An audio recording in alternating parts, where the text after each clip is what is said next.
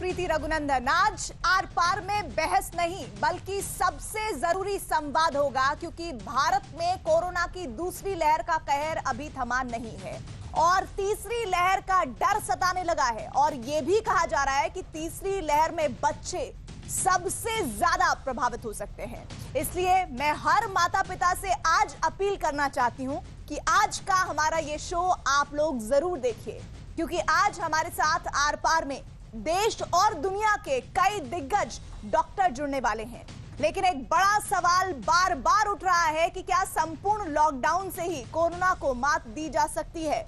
वैसे देश के लगभग हर राज्य में कड़ी पाबंदी जारी है, कुछ राज्यों में तो पूर्ण लॉक भी लगा दिया गया है। लेकिन सवाल है, क्या पूरे देश में लॉकडाउन से ही कोरोना पर पूर्ण नियंत्रण संभव है? आज इसी पर होगा सबसे बड़ा संवाद। क्या पूर्ण लॉक से ही डाउन होगा कोरोना?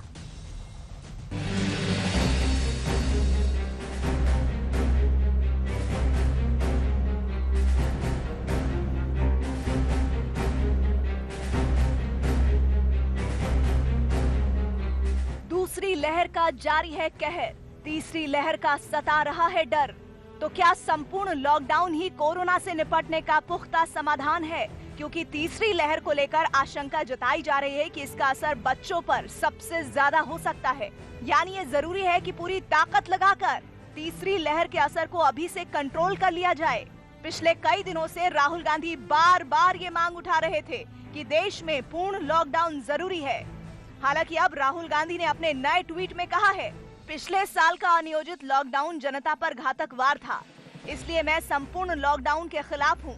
लेकिन पीएम की नाकामी और केंद्र सरकार की जीरो रणनीति देश को पूर्ण लॉकडाउन की ओर धकेल रहे हैं। देश के लगभग हर राज्य में कोरोना के चलते पाबंदी है और इसका असर भी दिख रहा है। आपला मी 2 दिवसापूर्वी जसं सांगितलं तर आता रिकव्हरी रेट आणखीन चांगला झालाय, तो म्हणजे 85.5% 85.55 अशा टक्क्यामध्ये रिकव्हरी रेट झालेला आहे। तो पण एक आपला फार जमेची बाजू आहे आणि त्याच्यामध्ये मला वाटतं की आपली एक चांगली उपलब्धि है। इस बीच राजस्थान की अशोक गहलोत सरकार ने 10 मई से 24 मई तक पूर्ण लॉकडाउन का ऐलान कर दिया है। 31 मई तक शादी समारोह पर रोक होगी। हालांकि घर पर या कोर्ट में शादी की अनुमति रहेगी। दूसरे राज्यों से आने वालों की RT-PCR जांच जरूरी होगी। रिपोर्ट नहीं दिखाने पर 15 दिन क्वारंटीन किया जाएगा। सत्ता संभालते ही ममता बनर्जी ने बंगाल में आंशिक लॉकडाउन का ऐलान कर दिया था। कर्नाटक, बंगाल, बिहार, उत्तर प्रदेश, महाराष्ट्र, गुजरात, तकरीबन हर प्रदेश में कड़ी पाबंदी या पूर्ण लॉकडाउन जारी है। कई एक्सपर्ट्स भी कह रहे हैं कि बिना पूर्ण पाबंदी के कोरोना को हराना मुश्किल है। तो आज इसी पर देश और दुनिया के तमाम दिग्गजों से होगा समाधान वाला संवाद। क्या पूर्ण लॉक से ही डाउन होगा कोरोना?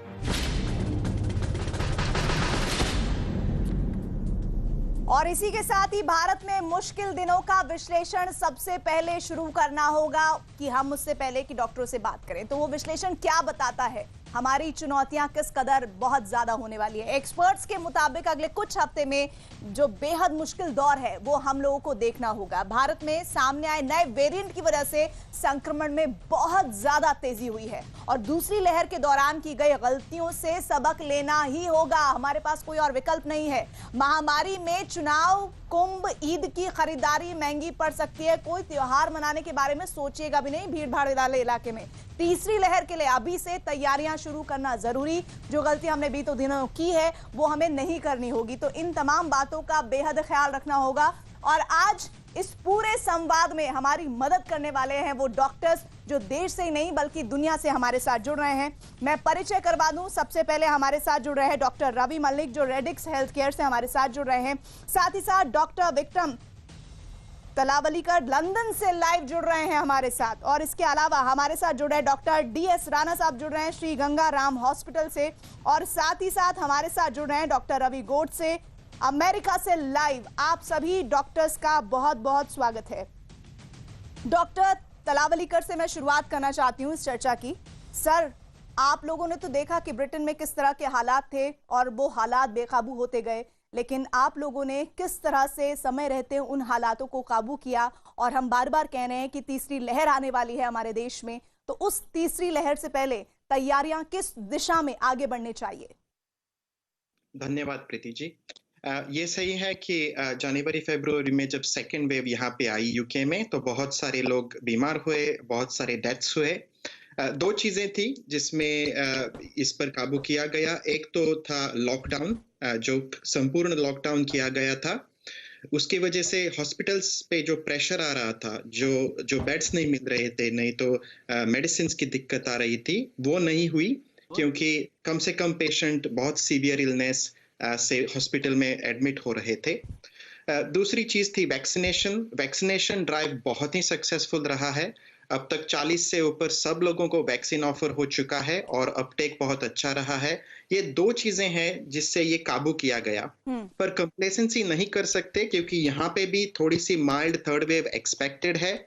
और यही मैं कहना चाहूंगा इंडिया की सॉर्ट ऑफ पोजीशन से, कि अभी तक सेकेंड वेव बहुत ही चालू है वहां पे। इस महीने में शायद पीक हो जाएगी और कम होते जाएंगे केसेस।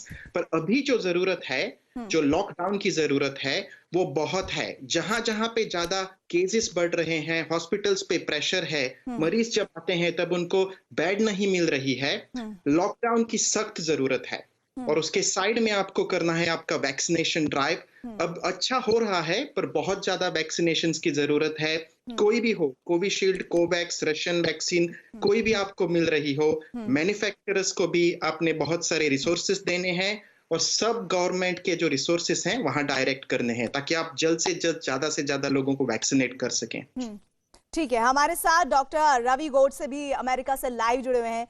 डॉक्टर रवि गोडसे, आप लोगों ने देखा कि किस तरह से अमेरिका के हालात किस कदर बुरी स्थिति में पहुंचे थे, और आज जब हम भारत के संदर्भ में बात करते हैं तो सबसे बड़ा एग्जाम्पल अगर हम देखते हैं तो वो अमेरिका को देखते हैं। ऐसे में मौजूदा स्थिति में भारत अमेरिका से क्या सीख ले सकता है, और खास तौर पर हेल्थ सेक्टर में वो कौन से काम करने होंगे जो तीसरी लहर का हम सामना बेहतर तरीके से कर पाए?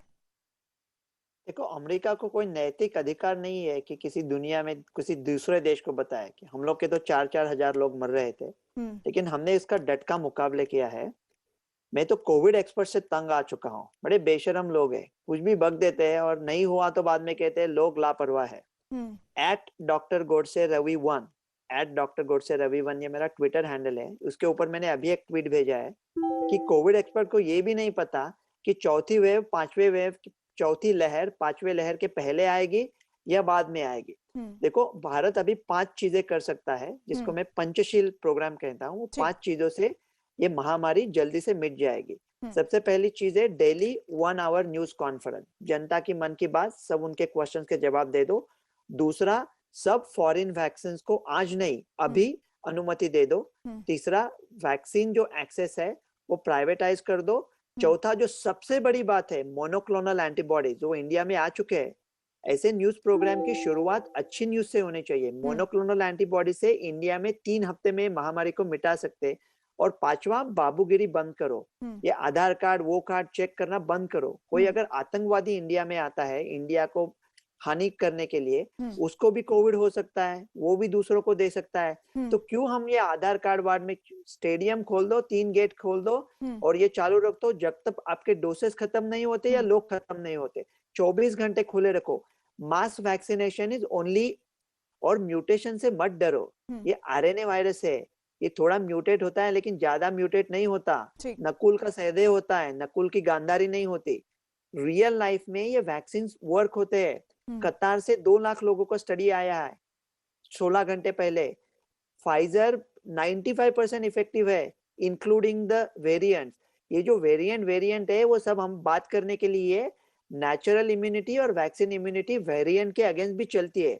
अब जितना हम वेरिएंट और म्यूटेशन के बारे में बात करेंगे उतने लोग हिचकिचाएंगे वैक्सीन लेने को। अभी सोचना नहीं है, जो वैक्सीन हाथ में लगी भैया ले ली।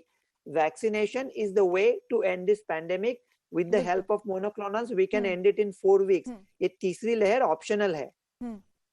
तो आप कह रहे हैं कि अगर हम वैक्सीनेशन को प्राथमिकता देते हुए बड़े पैमाने पर इसे अपना लेते हैं तो तीसरी लहर के प्रकोप से काफी हद तक बचा जा सकता है। डॉक्टर रवि मलिक, अब मैं आपके पास आना चाहती हूँ। सर, बार बार ये कहा जा रहा है, इसमें भी अलग अलग तरह की बातें हैं। कई लोग कह रहे हैं कि बच्चों के लिए जो थर्ड वेव आएगी वो बहुत खतरनाक है। जो फर्स्ट फेज थी उसमें हमने देखा कि कैसे बुजुर्गों पर उसने अटैक किया। अब इसमें तो हम देख रहे हैं कि जो एज ग्रुप का आंकड़ा है वो बहुत कम हो गया है सेकंड वेव में, और जो थर्ड वेव है वो कह रहे हैं कि बच्चों को बचा के रखना है। अभी तो हम जो यंगस्टर्स हैं उन्हीं का ही वैक्सीनेशन नहीं कर पाए हैं। तो मुझे बताइए सर कि बच्चों के लिए जो माता पिता इस वक्त हमारे शो को देख रहे हैं वो कैसे तैयार रहे आने वाले वक्त के लिए। देखिए, मैं क्योंकि पीडियाट्रिशियन भी हूँ और कोविड का अस्पताल भी चलाता हूँ, तो मैं अपने तजुर्बे से कुछ चीजें बताना चाहूंगा। पहली चीज तो यह है कि अगर थर्ड वेव आती है तो काफी तौर पे निश्चित है कि ये बच्चों को इफेक्ट करेगी, क्योंकि हमारे बच्चों की पॉपुलेशन जो 41% है, जो 18 साल से छोटे हैं, उनमें से एक भी बच्चा अभी तक वैक्सीनेटेड नहीं है। और आने वाले 2-3 महीने में मुझे नहीं लगता कोई वैक्सीनेट हो पाएगा, क्योंकि इनके ट्रायल्स होंगे, वैक्सीन आएगी। तो चिंता जो है बच्चों के लिए, जो आपकी है मेरी है, ये बिल्कुल जायज चिंता है। दूसरी चीज, थर्ड वेव भी आने की पूरी संभावना है। वो इसलिए संभावना है जब तक हमारी हर्ड इम्यूनिटी नहीं बढ़ती, ये वेव्स आती रहेंगी और हमारे को अपनी हर्ड इम्यूनिटी बढ़ानी पड़ेगी। उसके लिए मेन उसकी प्रिवेंशन यही है कि हम अपनी वैक्सीनेशन को बढ़ाएं और अपनी हर्ड इम्यूनिटी को बढ़ा दें, ताकि थर्ड वेव जो है वो बिल्कुल भी ना आए यहाँ पर। तीसरी चीज, बड़ी अच्छी बात डॉक्टर साहब ने बताई है कि मोनोक्लोनल एंटीबॉडीज, जिसमें कि 2 तरह की मोनोक्लोनल एंटीबॉडीज जो कि हमारे इधर आ गई है, जिनको हम कॉकटेल एंटीबॉडीज कहते हैं, इमडेसिनैब एंड कैसिरिनिनैब, ये 2 करके कंबाइंड जो मोनोक्लोनल है, इनका भी रोल काफी अच्छा है, जो कि हमें इंट्रोड्यूस अब कर देनी चाहिए अपनी ट्रीटमेंट के अंदर। इसके अलावा अगर हम सितंबर तक 1 करोड़ डेली के हिसाब से अगर हम वैक्सीनेशन कर देंगे तो हम जो है थर्ड वेव से बच जाएंगे। एक और मैं सुजेशन देना चाहूंगा कि 12 से 18 साल के बच्चों के लिए फाइजर की वैक्सीन अवेलेबल है, जो कि कनाडा ने भी अब लगानी शुरू कर दी है, यूएस ने भी लगानी शुरू कर दिया। अगर हम इस वैक्सीन को भी थोड़ा सा इंपोर्ट कर लेते हैं, जो कि 12 से 18 साल में सेफ है, तो हम अपने कुछ बच्चों को भी सेव कर सकते हैं। And in the mean time हमें ट्रायल्स फटाफट करने चाहिए, ताकि बच्चों की वैक्सीन आए और थर्ड वेव अगर आती है तो हम अपने बच्चों को प्रोटेक्ट रखें। मदर फादर के लिए मैं एक चीज बताना चाहूंगा, पेरेंट्स के लिए, कि इस वेव में भी बच्चे अफेक्ट हो रहे हैं। 2 चीजों का आप ध्यान रखिए। बच्चों के अंदर गैस्ट्रोइंटेस्टाइनल सिम्टम्स काफी आ रहे हैं, जैसे loose motions, vomiting, pain abdomen. अगर आपके बच्चे में ये सिम्टम्स है, ये कोरोना हो सकता है। लेकिन उनको एक एश्योरेंस देना चाहूंगा एज ए पीडियाट्रिशियन कि बच्चों के अंदर डेफिनेटली ये सेकंड वेव में ज्यादा केसेस आ रहे हैं, लेकिन बच्चे ज्यादा सिक नहीं हो रहे।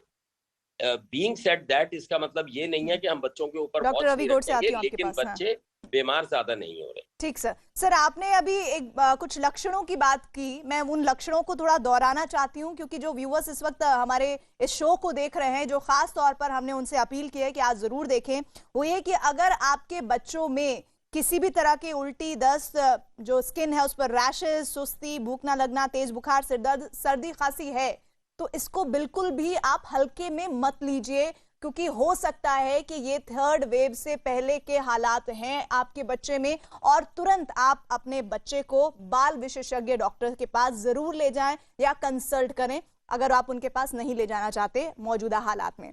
अब मैं डॉक्टर डीएस राणा का रुख करना चाहती हूँ। डॉक्टर डीएस राणा, अभी लगातार हमारे जितने भी डॉक्टर्स हमारे साथ जुड़ रहे हैं, उनका एक स्वर में एक बात जो कॉमन समझ आ रही है वो ये कि वैक्सीनेशन बहुत बड़े पैमाने पर होना चाहिए। लेकिन अभी तो हम देख रहे हैं कि जो यंग जनरेशन है, हम 18 साल से ऊपर के जो लोग हैं, इवन जो बुजुर्ग हैं, उनमें भी ऐसे बहुत सारे लोग हैं जो एक फर्स्ट डोज लेने के बाद सेकंड डोज का इंतजार कर रहे हैं, क्योंकि डोजेस है ही नहीं, उपलब्ध ही नहीं है। ऐसे में ये जो वैक्सीनेशन है, इसे कैसे मुमकिन किया जाएगा कि हम थर्ड वेव के प्रकोप से बच जाएं? प्रीति जी, बहुत से मेरे से पहले जो डॉक्टर बोले, मेरे डॉक्टर भाई, चाहे अमेरिका से बोले, लंदन से बोले, चाहे डॉक्टर मलिक ने इंडिया से बोले, सबने बहुत अच्छी तरह बोला और अच्छी ज्ञान की बातें की। और यही इसका उपाय है कि हम सेकंड वेव का मुकाबला करेंगे और थर्ड वेव का अवॉइड करें, या थर्ड वेव का मुकाबला कर सकते हैं। वैक्सीनेशन के बारे में आपने ठीक कहा। जब वैक्सीनेशन अभी हमारी 45 प्लस को भी पूरी नहीं हुई है और 18 प्लस की जो स्टार्ट की है, वो हम सबको पता ही है कमी है। अभी वैक्सीन इतने जल्दी प्रोग्राम नहीं हो सकते हैं। हम थ्योरेटिकली बिल्कुल ठीक कह रहे हैं कि रैपिड एंड मैसिव वैक्सीनेशन, मुझे जितने जल्दी हो सके, जितने जल्दी हम वैक्सीनेशन करें, तभी हम थर्ड वेव और आने वाली फोर्थ वेव, जो भी वेव कहेंगे, जैसे डॉक्टर साहब ने कहा, कुछ भी बोलते रहो, जो भी वेव आएंगी नहीं रोक पाएंगे हम वायरस को, तो वायरस मल्टीप्लाई करता जाएगा बार बार। तो उसको रोकने का तो एक ही तरीका है ना, लॉन्ग टर्म में, कि वैक्सीनेशन प्रोग्राम। तो वैक्सीनेशन तो सरकार की तवज्जो होनी चाहिए कि किस तरीके से वैक्सीनेशन उपलब्ध किया जाए, कराई जाए, चाहे अपने देश की बनी हुई, चाहे बाहर से इंपोर्ट की जाए। जैसे डॉक्टर साहब ने कहा कि फाइजर की क्लियर कर दी गई है, तो फाइजर को इंपोर्ट करने की कोशिश करें, जितनी मिल सकती है उतनी जल्दी बच्चों को भी लगाई जाए। बच्चों में फॉर्चुनेटली सोफा डॉक्टर मलिक ने चाहे कहा, बच्चों में अभी भी पहली वेव में भी थी, सेकंड वेव में बच्चे अफेक्ट हो रहे हैं, सेकंड वेव में ज्यादा बच्चे अफेक्ट हो रहे हैं कंपेयर टू पहली वेव से, पर बीमार नहीं होते हैं फॉर्चुनेटली बच्चे अभी तक, वो इतने ज्यादा सिक नहीं होते हैं। पर आंसर तो यही है कि जो डॉक्टर साहब ने कहा हार्ड इम्यूनिटी जब तक नहीं होती है तब तक थर्ड वेव नहीं बचा सकते हैं। और हार्ड इम्यूनिटी के लिए कुछ तो हार्ड इम्यूनिटी इससे हो जाएगी जो लोग इतने इन्फेक्टेड हो रहे हैं, बाकी उसके लिए वो सही तरीका तो साइंटिफिक तरीका तो वही है ना कि वैक्सीनेशन सबकी हो। और वैक्सीनेशन तभी होगी, एक तो लोग वैक्सीनेशन से डरे नहीं, और दूसरी बात यह कि अभी वैक्सीन, इसमें कोई शक नहीं कि वैक्सीनेशन की कमी है। जो सारी स्टेटें बोलती रहती हैं वैक्सीनेशन सेंटर में वैक्सीनेशन की नहीं हो पा रही है, सर आपके पास, और उतने रैपिड रेट से नहीं हो रही जो हमने सोचा था। हमने सोचा था कि 30 करोड़ लोगों को कर देंगे जून तक, तो मुझे नहीं लगता कि 30 करोड़ लोगों की वैक्सीनेशन नहीं हो पा रहा है। मतलब जो हमने टारगेट रखा था, हम उस टारगेट को कम्पीट ही नहीं कर पा रहे। वैक्सीनेशन के लिए वैक्सीन तो हो तभी तो हम जाके कर पाएंगे। बिल्कुल, ये बहुत महत्वपूर्ण है। मैं डॉक्टर गोड से कुछ इस बात में ऐड ऑन करना चाहते हैं। सर बोलिए, मैं फिर उसके बाद राकेश गुप्ता जो कि सर्वोदय हॉस्पिटल के डॉक्टर हमारे साथ जुड़े हुए हैं उनके पास जाऊंगी। जी गोड से। आपने सीधा सवाल पूछा कि लोग कह रहे हैं कि हमको वैक्सीन लेनी है ही नहीं, तो अगर आपको सप्लाई बढ़ाना हो तो डिमांड कम करना हो, तो मेरे 3 प्रैक्टिकल आइडियाज है जिससे मैं वैक्सीन के डोसेज डबल करके दिखा सकता हूँ 1 मिनट में। फ्रांस ऐसा कह रहा है, आपको अगर कोविड हुआ था तो आपको वैक्सीन के 1 ही डोज की जरूरत है, फ्रांस जैसी बड़ी कंट्री। अमेरिका में हम कहते हैं कोविड से बरामद हो चुके हो फिर भी वैक्सीन ले लो, क्योंकि वैक्सीन से ज्यादा प्रोटेक्शन मिलेगा। अभी हमारे पास वैक्सीन नहीं, तो हम 2 चीज कर सकते हैं। एक, लोगों को कह सकते हैं भैया आपको अगर कोविड हुआ था तो आप 3 महीने के लिए रुक जाओ ताकि दूसरे लोगों को मिले। दूसरी बात ये कर सकते हैं, फिंगर स्टिक से एंटीबॉडी टेस्टिंग हो सकता है 2 मिनट में। स्टेडियम में वैक्सीन दे रहे हैं तो आगे मशीन बिछा सकते हैं, जिनको एंटीबॉडी पॉजिटिव आए उनको बोले थोड़ा रुक दो। तीसरी चीज ये कर सकते हैं कि ऑक्सफोर्ड का एक बड़ा जो कोविशील्ड का वैक्सीन है, वो अगर 4 हफ्ते की देरी से लिया, फासले से लिया, तो उसका एफिकेसी 55% है। 12 हफ्ते के फासले से लिया तो 81.3 है। तो अगर फासला बढ़ा दिया तो आज जो आपके हाथ में डोज है वो डबल हो जाएंगे और एफिकेसी बढ़ जाएगी। और एक बड़ी स्टडी आई थी अंडर 55, उसमें उन्होंने आधा डोज पहले दिया था और आधा डोज देने से 90% एफिकेसी थी। ऐसा विश्व के इतिहास में पहले हुआ था। येलो फीवर की वैक्सीन 1 डोज 5 में स्प्लिट किया था कॉन्गो में। वैसा अगर हम यंग लोगों में कोविशील्ड का पहला डोज हाफ में स्प्लिट करते हैं तो हमारे डोसेस 1 सेकंड में 10 करोड़ के 20 करोड़ हो जाएंगे। ऐसा सब आउटसाइड द बॉक्स सोचना चाहिए, वही सब फैसला बाबूगिरी बंद करनी चाहिए।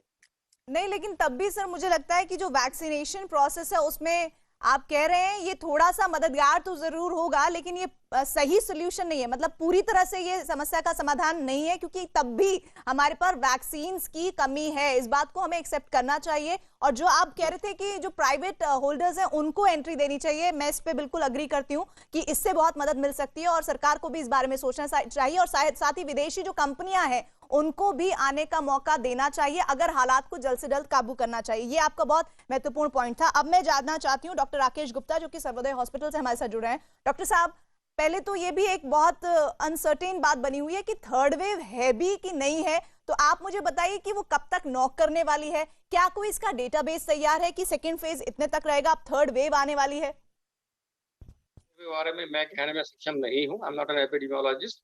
मैं अभी जो सेकंड वेव आई है मैं इसके बारे में आपसे बात कर सकता हूँ।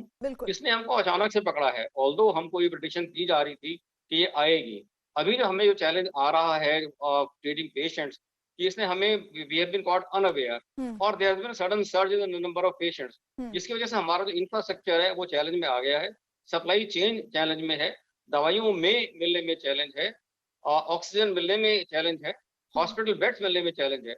अभी तो हम उसी से स्ट्रगल कर रहे हैं। सेकंड वेव के पार जाएंगे तो हम थर्ड वेव की बात करेंगे ना, तो अभी तो हम सेकंड वेव से लड़ने की बात कर लेते हैं।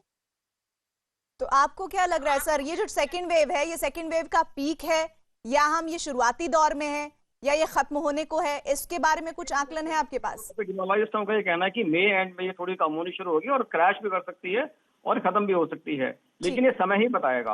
अभी तो हम practically we are dealing with the number of sicker patients, everybody is wanting an ICU bed and requiring an ICU bed. इस बात के इसमें डिसीज में जो प्रॉब्लम आई है वो ये है कि रिकवरी जो पेशेंट्स आईसीयू में आ रहे हैं वो रिकवर नहीं हो रहे हैं।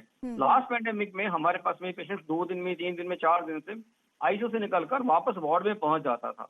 इस बार वो जो स्टे है हमारा आईसीयू का, वो 10 दिन, 12 दिन, 15 दिन, 20 दिन और प्रोग्रेसिव स्टे है और आउटकम्स पुअर हैं, मोर्टेलिटीज ज्यादा है। पिछली बार मोर्टेलिटीज नहीं हुई थी। और सेकेंडली, जैसे सब लोगों ने बताया, इस बार जो यंगर लॉट है वो बहुत इसमें पकड़ा गया है। जो हमारे यंगस्टर्स हैं, जो 18 साल के, 20 साल के, 24 साल के, जो लास्ट पैंडेमिक में नहीं देखे गए थे, इस बार बड़े कॉमनली पकड़े जा रहे हैं और सीरियसली पकड़े जा रहे हैं। And youngsters are losing life as well. तो हम एज डॉक्टर्स बड़े पेंड हैं ये देखते हुए कि जो हमारी जो यंगर जनरेशन है वो इससे इफेक्ट हुई है और हम असमर्थ हैं कुछ भी करने के लिए। जितनी भी थेरेपीज अवेलेबल हैं वो बाय एंड लार्ज एक्सपेरिमेंटल हैं। और मैं डॉक्टर साहब की बात से एग्री करूंगा कि अगर हमें मोनोक्लोनल एंटीबॉडीज मिल जाती हैं, जिसमें अभी सरकारी तंत्र का नियंत्रण है और कोई भी दवाई हमें बहुत आसानी से नहीं मिल पाती सर, ये जो आप मोनोक्लोनल एंटीबॉडीज बोल रहे हैं, इसको मैं थोड़ा डिटेल में आप लोगों से समझना चाहूंगी, लेकिन उससे पहले डॉक्टर गोद से मैं आपके पास आना चाहती हूँ। सर, डॉक्टर फाउची हैं, उन्होंने कहा है कि भारत में संपूर्ण लॉकडाउन का फैसला लेना ही होगा। उनके बारे में मैं बता दूं कि वो अमेरिका के राष्ट्रपति बाइडेन के कोरोना एक्सपर्ट हैं और राष्ट्रपति को कोरोना से निपटने के उन्होंने तरीके बताए। अमेरिका में दूसरी लहर को कंट्रोल करने में उनकी बड़ी भूमिका है। तो क्या आपको लगता है कि मौजूदा हालात में भारत के पास सिर्फ और सिर्फ अगर किसी भी तरह के हालात से निपटना है तो लॉकडाउन जरूरी है, वो 3 से 4 हफ्तों का होना चाहिए? 3 से 4 हफ्तों का पता नहीं, लेकिन अभी लॉकडाउन के सिवा हमारे पास कोई चारा नहीं है, क्योंकि हॉस्पिटल पे लोड बढ़ रहा है। लेकिन भारत का मोर्टेलिटी रेट अभी सारे जहां से अच्छा है। जो 3.5 लाख लोग संक्रमित हो रहे हैं, उनके हर आदमी के पीछे छुपे 10 या 20 लोग हैं, तो 70 लाख लोग संक्रमित हो रहे हैं शायद डेली। एक बात मैं बार बार पूछ रहा हूँ, ये दूसरी लहर में, पहले लहर में जिनको RT-PCR पॉजिटिव कोविड था, वो ज्यादा लोग सीरियस इलनेस उनको नहीं हो रहा है। इसका मतलब ये जो नेचुरल इम्यूनिटी है वो उनको म्यूटेशन से भी बचा रही है। अगर ऐसा हुआ और 70 लाख लोगों को हमने ठीक कर दिया, तो मेरा ये मानना है कि 15-20 दिन में ये नंबर अचानक कम आएंगे। ये मेरे ख्याल से अच्छा चल रहा है, डरने की बात नहीं है। ये जो लोगों को बचाएंगे, और वो जो आप कहते हैं ना यंग लोगों में हो रहा है, उसका भी मेरा एक विवादास्पद मानना है। ये मेरे ख्याल से अच्छी न्यूज है जो आंकड़े देख रहे हो। ऑफ कोर्स यंग लोगों को हो रहा है, ये अच्छी न्यूज नहीं है, लेकिन पहली वेव में अगर वो 100 बूढ़ों को पकड़ता था, 10 यंग लोगों को पकड़ता था, हम लोग कहते 10% है। अभी 10 यंग लोगों को पकड़ रहा है, लेकिन सिर्फ 20 बूढ़ों को पकड़ रहा है, क्योंकि 80 बूढ़ों का वैक्सीनेशन हो चुका है। तो माना गया तो हम लोग बोला 50% केसेस यंग है, वो 50% नहीं है, वो 10% ही है, लेकिन बूढ़ों के केस कम हो गए, इसके वजह से रिलेटिवली कम हो रहा है। ऐसे दुनिया के सब एक्सपर्ट अभी कर रहे हैं कि यंग लोगों का केसेस बढ़ते हुए दिख रहा है, क्योंकि बूढ़ों के कम हो रहे हैं। अभी तो लॉकडाउन के सिवा हमारे कुछ हाथ में नहीं है, लेकिन ये जो मोनोक्लोनल एंटीबॉडीज है, उसको अमेरिका में नवंबर में परमिशन दिया था, इंडिया में नहीं दिया था, क्योंकि इंडियन स्टडीज नहीं है। अभी इंडियन स्टडीज का टाइम अपने हाथ से निकल चुका है।